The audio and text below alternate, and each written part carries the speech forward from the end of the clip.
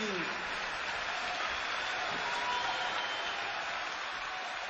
Hi. Thank you. Thanks for coming today. Thank you.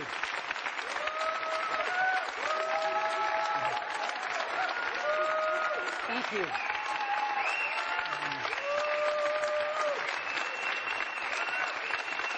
Thank you. Good morning, and thank you all for coming today. We want to kick off 2010 by introducing a truly magical and revolutionary product today. But before we get to that, I just got a few updates. The first is an update about iPods. A few weeks ago, we sold our 250 millionth iPod. And iPods have changed the way we discover and purchase and enjoy music. And with 250 million of them, I just didn't want to let this moment pass without just recognizing it. It's pretty amazing. And so that's our first update. Second update is about our retail stores.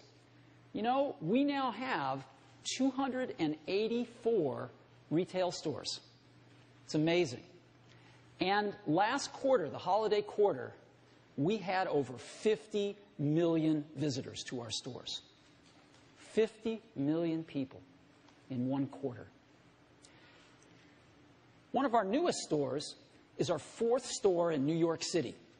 It's on Broadway, a few blocks up from Lincoln Center. And it's really beautiful. This is a shot of it before it opened. It'll never look this good again.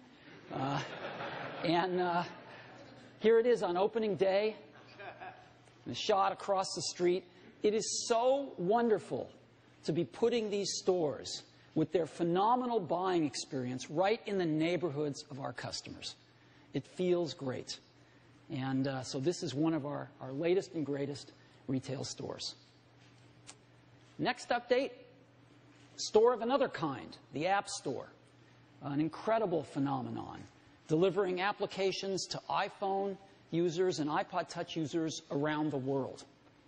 We have over 140,000 applications now on the App Store. And a few weeks ago, we announced a user downloaded the 3 billionth application from the App Store. This is in around 18 months since inception.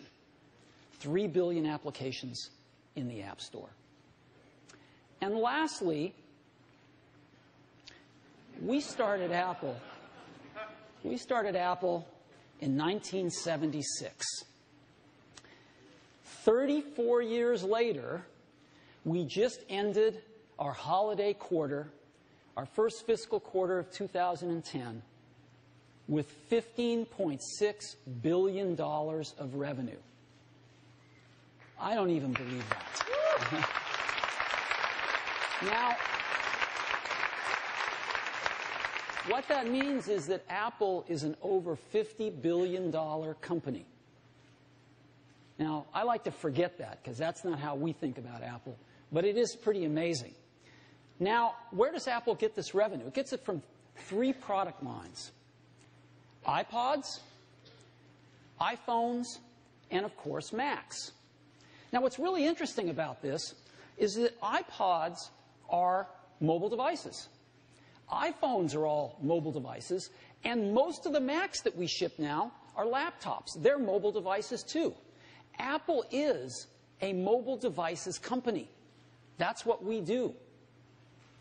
And we asked ourselves, with $15.6 billion of revenues last quarter, how does Apple stack up against all the other companies that sell mobile devices? And it turns out that by revenue, Apple is the largest mobile devices company in the world now. It's amazing. Apple is larger than Sony's mobile devices business, selling great camcorders and digital cameras and stuff that they make.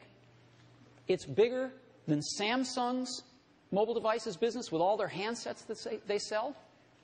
And by revenue, it's even bigger than Nokia's mobile devices business with all of the handsets that they sell.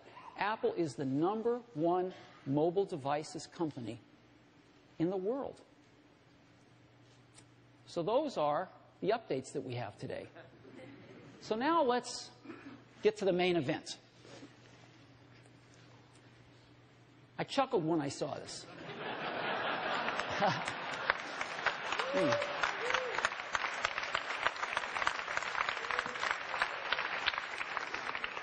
But before we get to that, I want to go back to 1991 when Apple announced and shipped its first PowerBooks.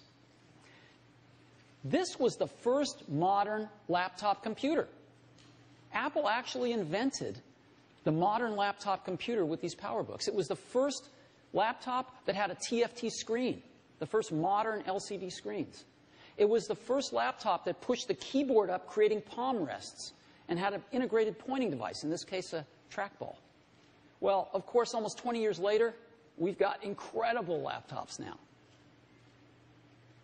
Just a few years ago, in 2007, Apple reinvented the phone with the iPhone. And a few years later, we've got the great iPhone 3GS, the best phone in the world. And so all of us use laptops and smartphones now. Everybody uses a laptop and or a smartphone. And the question has arisen lately, is there room for a third category of device in the middle? Something that's between a laptop and a smartphone. And of course, we've pondered this question for years as well. The bar's pretty high. In order to really create a new category of devices, those devices are going to have to be far better at doing some key tasks. They're going to have to be far better at doing some really important things. Better than the laptop, better than the smartphone. What kind of tasks? Well, things like browsing the web. That's a pretty tall order. Something that's better at browsing the web than a laptop? Okay. Doing email. Enjoying and sharing photographs. Video. Watching videos. Enjoying your music collection. Playing games. Reading ebooks.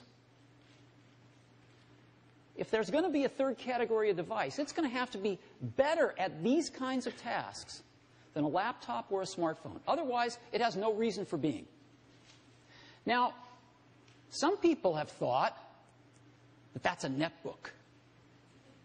The problem is, netbooks aren't better at anything. They're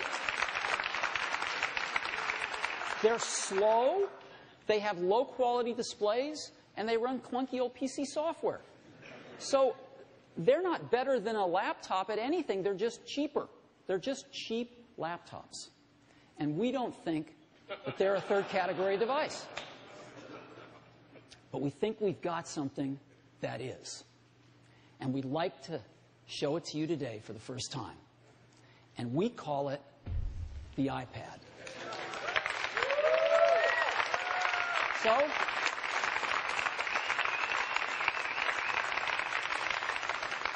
let me show it to you now. This is what it looks like. I happen to have one right here. That's what it looks like. Very thin. It's just like this.